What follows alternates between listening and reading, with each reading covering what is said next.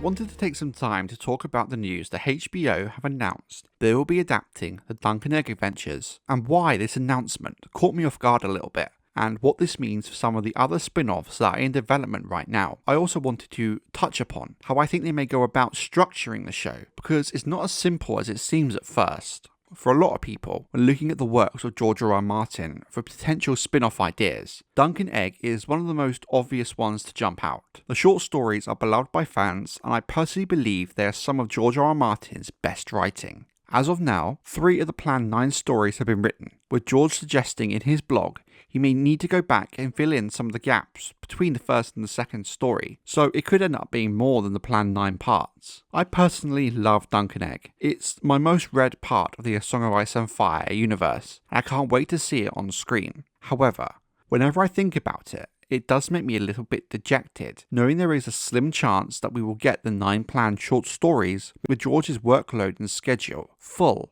with the likes of Winds of Winter, Dream of Spring, Fire and Blood Part 2. Then on top of that, his TV commitments with House of the Dragon, the Dunk and Egg show itself, and of course all the other spin-offs that are in development. And this isn't even taking into consideration his non-A Song of Ice and Fire projects, which are numerous. However, I think given the big role George played in House of the Dragon's creation, and what we know thus far of Dunk and Egg, reasons suggest he will be heavily involved in the curation of the Dunk and Egg spin-off. While of course I'd much rather have the books, telling these yet untold Dunk and Egg stories on screen, under the direction of George, is not an awful compromise I hate. If it does mean that George gets to tell his stories the way he wants, I know a lot of fans are starting to believe it could be the only way, and maybe the best way for him to finish his story. The issue I personally have with this is we know how badly Game of Thrones was handled once it went off book. However, I do see George being much more closely involved with the curation of Dunk and Egg than he was post Game of Thrones Season 5, after he fell out with Dave and Dan, and this may negate a large part of that problem. What really got me thinking about this idea of George using TV to finish telling these stories is his comments of needing to fill in the gaps between the Hedge Knight and the Sworn Sword. There is a whole adventure in Dawn,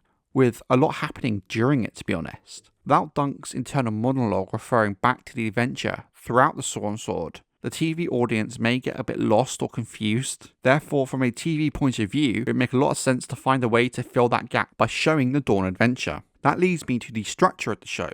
Given the length of each story, I was surprised that Dunk and Egg is being made into a TV show rather than a movie or some sort of special. From what we can tell right now, it does seem like the intent might be to cover each short story per season of the show. Now, this presents 2 issues.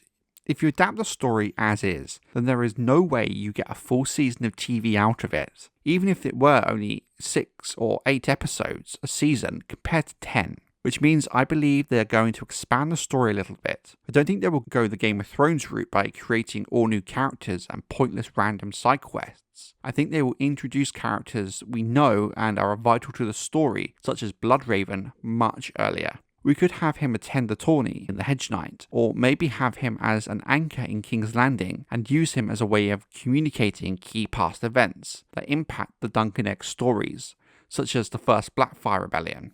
The time period of these stories is just as an important part of the tale as the characters are themselves. In the timeline, it's so close to the main books, to the point some characters who are in the books are alive during Dunk and Egg stories, but still far enough away that it's different. That post-Blackfire Rebellion world is so interesting, with the realm still very much divided and damaged. It's going to be important for the show to establish this and give the viewer the context they will need. So in my head, I very much picture the first season being an expanded version of the Hedge Knight. When we get to the second, I'm also thinking the first half will cover the Untold Dawn adventure, with the second half telling the Sworn Sword. While I do love the Sworn Sword, given the time jump between the first 2 stories, it'd be very hard for it to stand on its own and be expanded upon in the same way the Hedge Knight could. That's why I think it makes sense telling the Untold Dawn story as the first half of the season. It's also why, to me, it makes sense to spend some time establishing the Blackfire Rebellion during the first season, given how vital it is not only to the Sworn Sword, but also the third short story, The Mystery Knight. Again, on TV with a little bit of expansion in some areas. Here is where we face the pressing issue I know a lot of fans are worried about most. What happens after the Mystery Night, when there are no books left? While it's possible George could have the next story out by then, given we're talking 5-ish years from now probably, in all likelihood, I think if we're being honest with ourselves, we know that's not going to be likely, and it's only kicking the problem a few feet further down the road. The production of the show, no matter what, just like Game of Thrones, will outpace the released books. However, it is my hope with George working so closely with the production of the show, we might be able to avoid the issues Game of Thrones faced once it passed the books.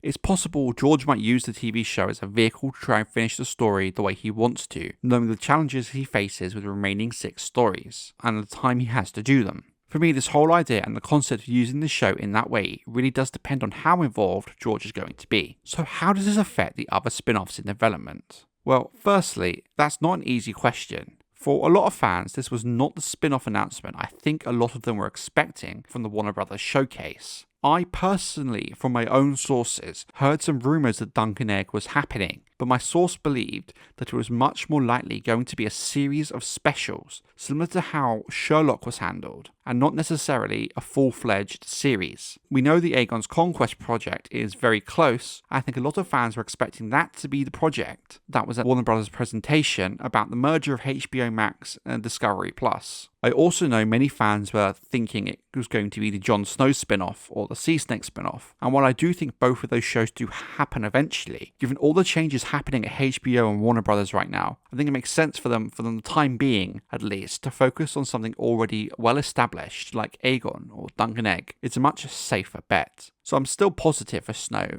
and maybe even the Sea Snake. But to be honest, I'm still not 100% sure or sold on the idea of the 10,000 Ships spin-off. I know as a lore fan I would love to see this, but I'm not sure how you hook a more casual audience with it. I'm super excited to see Dunk and Egg on screen. I think it could be the best The Song of Ice and Fire content we ever see on TV if it's done right.